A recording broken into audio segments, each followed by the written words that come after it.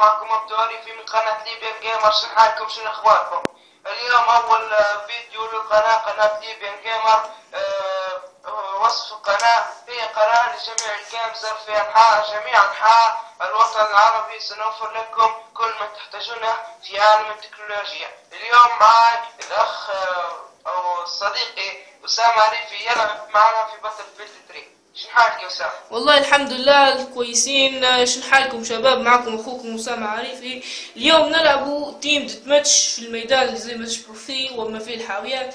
هذا الميدان كان تبي تلعب تيم ديت ماتش ضروري ما تلعب فيه لانه احسن ميدان تحصل فيه قتل وحاجات مليحة. يا اخونا حماسة، شن رايك في لعبة باتل فيلد 3 هيك يعني كيف اونلاين وحاجات؟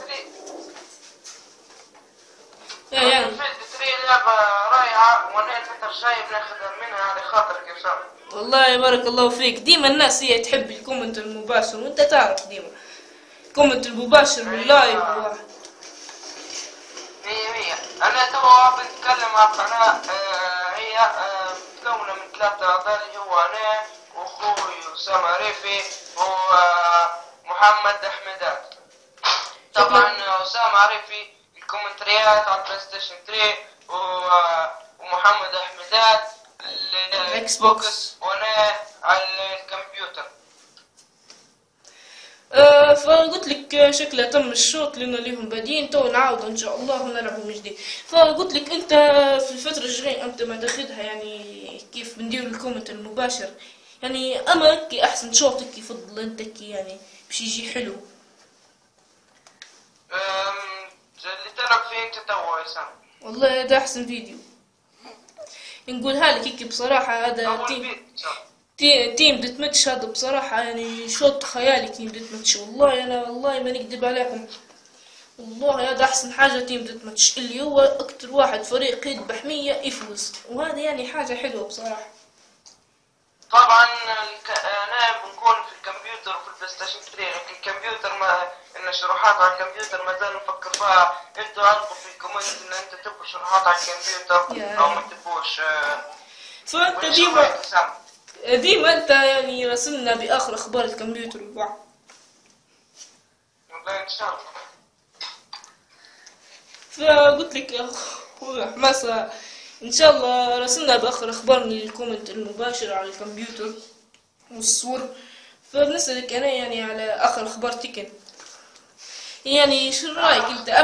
أما أحسن تفضل تيكن تاك من 2 ولا تيكن 6؟ ففي ناس هل بتلعب في اللعبتين يعني يعني أما نجيبوا الأولى أحسن يعني للناس.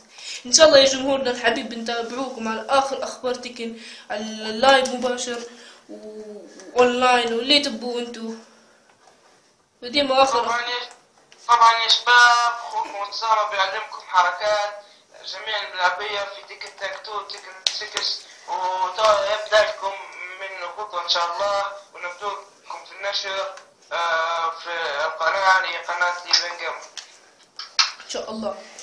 فقلت لك انت يعني كشوط يعني صعب، يعني اعطينا رايك في الجت في تحكمها. يعني يقولوا في بعض الناس صعبة، وانا قلت لهم لازم يعني تمسكوا روحكم هيك شوية وتتعلموا، ولا خذوا سيرفر فاضي تدربوا عليه.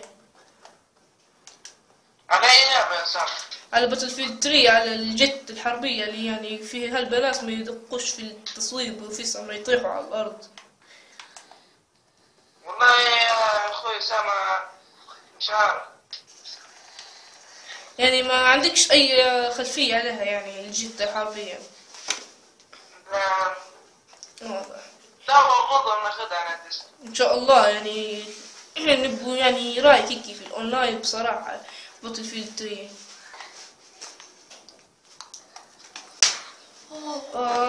حط ايدي بالايد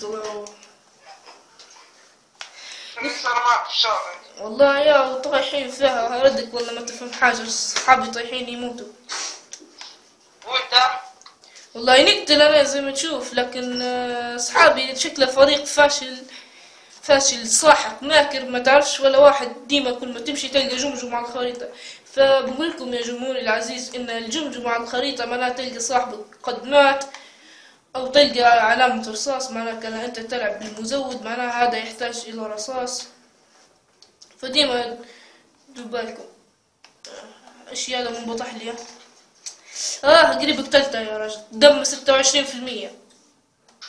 نسحب الا 100. تصدقها يا اخونا عبدو؟ لا يا اخي افتح دماغك. والله تبي تركيز هلبة، والميدان في الليل ما تفهمش.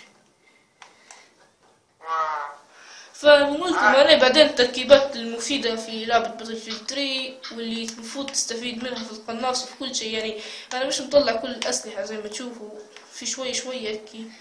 فبنقول لكم ان شاء الله التركيبة الاسلحة اللي نطلعها انا واللي نعرف خبرتي منها باتلفيلد 3 اللي لعبها، ان شاء الله نزودكم بافضل الاخبار.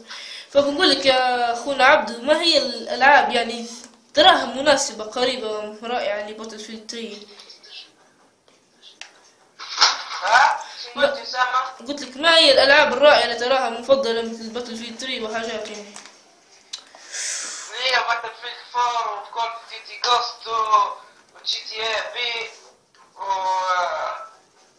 ومغامرات ذا لاست اوف اس اللي افضل اللعبة لعام 2013 في معرض E3 اللي هو بتاع معرض E3 اللي متخصص في العاب الفيديو. وفي 4 ديسكات مليحة قد ان شاء الله. فبنقول لك لا تنسوا اخبارنا، اخر اخبارنا على الفي وتيكن، ان شاء الله نرسلكم باخر اخبارهم. فلا تنسوا اللايك والفيفورت المفضلة. لايك وسبسكرايب وان شاء الله اي حاجة تبوها منا اكتبوها في الكومنت. اي حاجة تبوها منا ان شاء الله تكتبوها في الكومنت، وانا ان شاء الله وانا اخوكم عبدو ننزلوا اخر حاجات تبوها. يا الله ان شاء الله لايك وسبسكرايب ومفضلة. كان معكم عبدو عريفي واسامة عريفي من قناة ليبيان جيمر. ما تنسوش لايك لصفحتنا على الفيسبوك ومتابعة في تويتر والانستغرام. والسلام عليكم ورحمة الله وبركاته شباب. كان معكم اخوكم عبدو، وان شاء الله انا بدوري انزلكم اخر اخبار البلاي ستيشن واللي تبوه ان شاء الله من الديسكات، واللي تبوه والله لما ننزلوا لكم ما تخافوا، غير بيكم حاجه واحده تكتبوا لي في الكومنتر. والسلام عليكم ورحمه الله وبركاته. كان معكم اخوكم اسامه وعبدو من قناه ليبيان جيمر، والسلام عليكم ورحمه الله وبركاته.